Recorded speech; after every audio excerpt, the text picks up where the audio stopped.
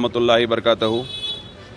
आज नारायणपेट में एक आशुरखाना मिस्मार किया गया है। इमाम हुसैन रज़ी अल्लाह तआला अन्हु के नाम से था, जो महबूब नगर ज़िले में आता है। और ये सुनहरा तेलंगाना बने जब से ऐसे कई वाक़ये हो गए हैं जिसको हमारे क़ायदों ने नज़रअंदाज कर दिया है और इनके मंसूबे को समझ रहे नहीं हैं। साबिक़ा में भी अंबरपेट पे एक खाना मस्जिद को शहीद किया गया। म्यूनसिपल मिनिस्टर KT रामाराव साहब है, म्यूनसिपल अर्बन डेवलपमेंट का उनके हाथ में है और उन्होंने स्टेट के चीफ मिनिस्टर के फ़र्जन भी है। उनकी मौजूदगी में ये तमाम चीज़ें हो रहे हैं और एक 200 साल पुराना आशुरखाना जिसको नाकाबिले बर्दाश्त है, जो शहीद कर दिया गया रातों रात। मैं आया वक्फ बोर्ड पे, चेयरमैन साहब से मिला, CEO साहब से मिला। दोनों के ये अल्फाज है कि हमको इसका इल्म नहीं है, और हकीकत में इल्म भी होना नहीं चाहिए उनको, क्योंकि वो लोग के पास कोई रिकॉर्ड नहीं है, ना वो लोग उनको कोई मेंटेनेंस कर रहे हैं मस्जिद। और हम अगर आके वक्फ बोर्ड में आके सलीम साहब को तलखीद कर रहे हैं या CEO को तलखीद कर रहे हैं या वक्फ बोर्ड को तलखीद कर रहे हैं, तो मैं नहीं मानता कि ये कोई सल्यूशन है। वक्फ बोर्ड के बोर्ड मेंबर असदुद्दीन ओवैसी साहब है, मौज़म खान साहब है, वहीदुद्दीन साहब है, जावेद साहब है, तमाम TRS के अराकीन हैं, तमाम MIM के अराकीन हैं। ये सबकी ज़िम्मेदारी है। अकबर निज़ामुद्दीन साहब है, जो काफ़ी दिमाग वाले आदमी हैं, जिसको काफ़ी नॉलेज है वक्फ बोर्ड के बारे में। ये तमाम लोग बैठ के अगर कुछ करेंगे तो वक्फ जायदादें बचेंगी, वरना मुश्किल है। अब मैं आया, एक ज़ोरावर ख़ान मसाजिद का मेरे को सलीम साहब और CEO साहब तयख़ून दिए थे। वहाँ पे दो पार्टियों में झगड़ा था, तो दोनों को आधा आधा बना देंगे बोल के तयख़ून दिए। मैं उस तयख़ून पे चले गया। आज फिर एक पार्टी मेरे पास आई, साहब हमारा किसी का नाम नहीं है, प्रोसीडिंग निकल गई।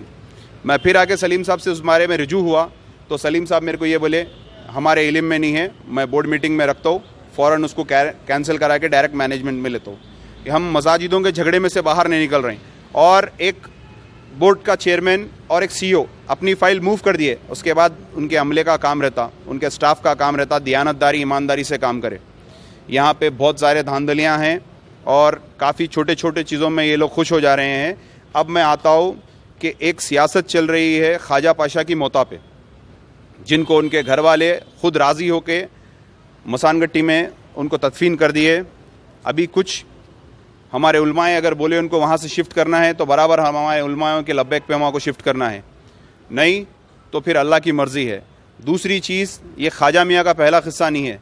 मैं माजी में भी आप लोग को बता चुका हूँ कि बालापुर में कुतुब शाही टोम्स, खुली कुतुब शाह के पोतरे भाले शाह भोले शाह, उनकी ख़बरों में से उनको गैब कर दिया गया है और किसी को तकलीफ़ नहीं हुई, क्योंकि वहाँ खुली कुतुब शाह तो ज़िंदा है नहीं, सियासत तो चलेंगी नहीं। तो लिहाजा उस पर भी सोचिए कहाँ गए उनके मैयताऊँ। JCP से डिग कर दिए, लेवल कर दिए। सिर्फ गुम्बज़ों में सिर्फ अब रूम बने हुए हैं और ख़रीदने वाले कोई और नहीं है, मेरे और आपके भाइयाँ हैं। ख़बरस्तान ख़रीद रहे हैं आप, इसीलिए ख़बरों की तंगी आपको हो रही। ख़बरों पे घर आप बना रहे हैं, इसीलिए तंगी आपको हो रही। कोई बाहर वाला आके नहीं ले रहा, बेचने वाला भी आपका आदमी, ख़रीदने वाले भी आप। लिहाजा मैं तमाम नौजवानों को ये बोलूँगा कि जहाँ जहाँ वक्फ की जायदाद लुट रही, हमारा काम वक्फ बोर्ड आना नहीं है, वहीं खड़ना है, वहीं खड़ के वायरल करिए, वहीं खड़ के धूम करिए। इंशाअल्लाह उस्मान खान और कोई भी जो भी कौम से, मुल्क से, अपने वक्फ जायदादों से मोहब्बत रखते तमाम लोग आएंगे। मैं ये मैसेज इसीलिए दे रहा हूँ कि वक्फ बोर्ड में 90 जनों का स्टाफ है, 90 जने भी नीचे की मंडी ऊपर नहीं उठती, आगाओं के गुलाम हैं। चंद लोग ईमानदार है, फिर भी वक्फ के जायदाद बचे हुए हैं। मैं वक्फ बोर्ड के चंद स्टाफ को, पूरे स्टाफ को नहीं, चंद स्टाफ को दिल से सलाम करता हूँ, उनकी वजह से वक्फ जायदाद बचे हुए हैं। और सिटी के ये जायदाद, वो जायदाद, ये किराएदार का झगड़ा, वो मस्जिद का झगड़ा, ये सब छोड़ दो आप। हाईवेज़ पे इतने बड़े बड़े प्रॉपर्टीज़ है, अगर आप टयोटा को दे रहे हैं, अगर आप अंबानीस को दे रहे हैं कोई प्रोजेक्ट के लिए, करोड़ों रुपया किराया आएगा, उसका करोड़ों रुपया किराया आएगा, जिसका आप अंदाज़ा नहीं लगा सकते। सिर्फ हमारी नज़र में क्या है, शादान के सामने एक प्रॉपर्टी है, फ़लानी जगह पे एक प्रॉपर्टी है, वहाँ पे नहीं, बहुत बड़े बड़े प्रॉपर्टीज़ है। अलमास मस्जिद के पास 425 एकड़ वक्फ की अराज़ी है।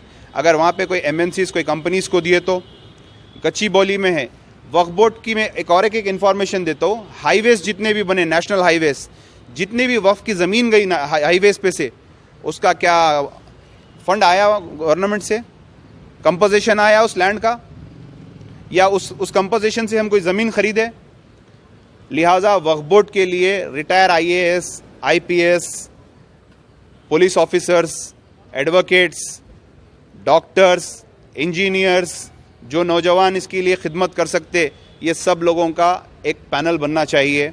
हकीकत में जब ये अमली जामा हम इसको पहना सकते, वरना एक सलीम साहब आते, 3 साल के बाद फिर दूसरे साहब आते, फिर उसके बाद एक तीसरे साहब आते, सिर्फ ये तलखीदा कर लेते रहे तो ख़त्म, कोई चीज़ का हम फ़ायदा नहीं उठा सक रहे। कई वक्फ प्रॉपर्टीज़ ऐसे है जिसका वक्फ बोर्ड में रिकॉर्ड है, लेकिन वक्फ बोर्ड का इंस्पेक्टर को नहीं मालूम है, वहाँ जाता नहीं, वहाँ नज़रअंदाज कर देता। तो लिहाजा कई ख़बरस्तान ऐसे हैं जो हम खुद इनक्रोच कर रहे हैं और हम खुद वही कर रहे हैं। मैं आवाम से भी अपील करता हूँ, ख़बरस्तान को भी जिस तरीके से इस्तेमाल करना है उस तरीके से इस्तेमाल करिए। और मेरी गुजारिश है मसाजिद कमेटियों से, आप तमाम लोग मसाजिद में झूमर, AC, चुन्ना, टाइल्स, ये चीज़ों को नज़रअंदाज करते हुए बेसिक चीज़, मोहल्ले में कौन बेरोज़गार है ये हम कर सकते। मोहल्ले में मसाजिद के चंदे से किसी को कारोबार लगा के दे दीजिए, मसाजिद के इमाम की तनख्वाह, मौज़म की तनख्वाह, लाइट का बिल, नल का बिल, बस ये तमाम चीज़ों से हमको गालीन फलां अलां ये चीज़ों की ज़रूरत नहीं है। मट्टी पे भी अगर सजदा करेंगे तो अल्लाह रब्बुल इज़्ज़त हमारा सजदा कबूल करेंगे। मैं दिल से बोल रहा हूँ आप लोगों को कि हम अगर बेसिकली स्ट्रांग होंगे, अगर हम बेसिकली स्ट्रांग होंगे तो बहुत कुछ करेंगे। आज ये वक्फ बोर्ड की जिम्मेदारी क़यादत की है, हुकूमत की है, हमारे उलमाए दीन की है। हमारे उलमाए दीन आज एक जुलूस बना के निकल जाना चाहिए था। 6 साल हो गए हमको वक्फ को जुडिशल पावर नहीं मिला। हम तमाम आपकी ज़बान पे वोट डाले, आप TRS को वोट डालो बोले, आप खुद बयान दिए कि आप TRS को वोट डालो बोले। TRS आपको ये तयखून दी, बिठा के चाय बिस्किट बिरयानी खिला के ये तयखून दी कि वक्फ बोर्ड को 4 महीने के अंदर जुडिशल पावर देंगे, 12% तहफ़्फ़ुज़ात देंगे। मगर ना वक्फ बोर्ड को जुडिशल पावर मिला, ना तहफ़्फ़ुज़ात मिले। उसके बावजूद भी हमारे उलमाए दीन उठ के नहीं आए। ये हम सबकी जिम्मेदारी है। अगर वाकई वक्फ बोर्ड को सही इस्तेमाल करेंगे तो आप तमाम को एक मैसेज दे रहा हूँ मैं, मेरी बात गौर से सुनिए। आज मैं हूँ, कल रहता नहीं मालूम, लेकिन ये मेरी बात रिकॉर्ड रखिए आप लोग। वक्फ बोर्ड से आप अपने बच्चे के कॉलेज की फ़ीस भर सकते हैं, आप अपनी बेटी की डिलीवरी करा सकते हैं, आप अपने फर्जन की खतना करा सकते हैं, आप अपने बीवी माँ बहन का इलाज करा सकते हैं। इतने मंशाए वक्फ है, उम्रे को जा सकते हैं आप, ख़बरों पे दुरूद सलाम के लिए फूल बिछा सकते हैं आप, हर वो चीज़ का मंशा है। इसको आप और हम अगर मिल के सुधारे तो बहुत कुछ कर सकते। नहीं, अभी जो कहना था हमारे उस्मान साहब के, अब जो मसला चल रहा है कि जो आशुर खाने को नारायणपेट में जो है ढा दिया गया, उसके बारे में आप क्या करेंगे? आप क्या वहाँ पे जाके इन्वेस्टिगेशन करेंगे या फिर जो है इसके खिलाफ कुछ एहतजाज करेंगे नहीं बनने पर? बराबर मैं इसके लिए एप्लीकेशन दिया और इसकी जिम्मेदार KT रामाराव है, क्योंकि उन्होंने कंसर्न मिनिस्टर है उसके। और ये लोग अपने आप को मुसलमान का हमदर्द बताते हैं। TRS के तमाम मुस्लिम कायद, बराबर आप KTR से जाके पूछिए किसकी बोलने पे एक आशुर खाना जिसकी तकलीफ़ हमको काफ़ी है कैसा ढाते। और आप, मैं TRS के तमाम कायदों को बोल रहा हूँ, तमाम लीडरान को बोल रहा हूँ, एक खाना मस्जिद के लिए आप लोग क्यों आवाज़ नहीं उठा रहे? आपका चीफ मिनिस्टर है, आप उनके कंसर्न है, आप जाके उनसे बात करिए। एक खाना मस्जिद आज वैसी वीरान पड़ी हुई है। सबसे पहले यहाँ पे हर चीज़ उल्टी हो रही है। सेहत के लिए जिम खोलने का, शराब खाने खुल रहे हैं। मसाजिद, अल्लाह और भगवान को राज़ी करने के लिए मंदिर खोलना चाहिए, चर्च खोलना चाहिए, शराब खाना सबसे पहले खुल रहा है। तो कहाँ से हमारे पास सुधार आएगा? शुरुआत ही हमारी शराब से हो रही। तो लिहाजा मैं आप तमाम को मैसेज देता हूँ कि वक्फ बोर्ड के लिए जितने मैं लोगों को बोला, IPS, IAS, डॉक्टर्स, प्रोफेशंस, जितने भी लोग हैं, रिटायर लोग हैं, आप लोग एक कैबिन बनाइए, एक अच्छा सा एक सेट करिए हर चीज़। इंशाल्लाह हम बहुत कुछ कर सकते हैं। और मैं मजम्मत करता हूँ उस आशुर खाने की, जहाँ पे था वहीं पे बनना चाहिए। और मैं उसके लिए एप्लीकेशन भी दे चुका हूँ। मैं फिर यहाँ पे वक्फ बोर्ड में आऊँगा। शुक्रिया, अस्सलाम वालेकुम। इल्म नहीं था, वक्फ बोर्ड मीन्स चेयरमैन और CEO को उसका इल्म नहीं था, और उसको बोर्ड मीटिंग में रख के कैंसिल करवाते बोले, दोनों पार्टियों को मिला के।